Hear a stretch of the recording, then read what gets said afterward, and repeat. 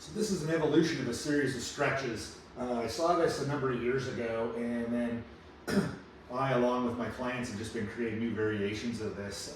So I'm going to show the basic setup, and then I'll show a bunch of different variations. So it started around just basically exactly as you'd be set up if you're going to bench press. Bar right about the height you'd probably use. And what you do is you climb in here, get your arms in behind the rack, arch yourself away from it to alleviate the stretch to start.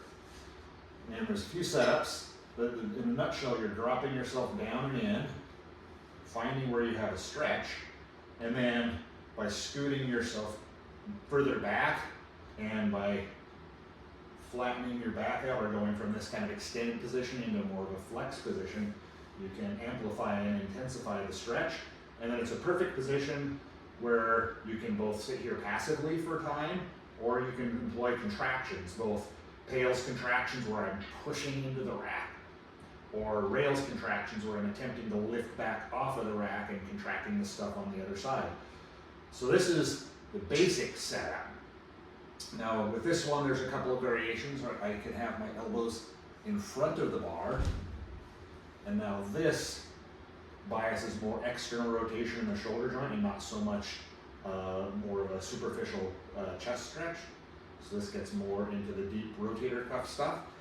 So those are two variations with the same setup. You can also add some yoga blocks behind here. They're a little more flexible, and that allows you to drive even more external rotation. So a variation like so. Another version is here between the rack where you set up the spotting pins at the proper height. And this keeps everything in a little tighter. And a lot of variation here. You can play with the height of the pin. That hits different areas where your arms are at, high or low. Hits different spots. Same thing.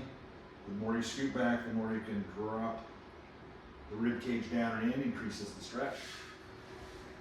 And there's even a version on the floor, which may look almost exactly like the prior one, but this does allow pushing on the rack with your feet, and somehow provides even a more intensive stretch than the bench one. So it can be a progression to work your way into.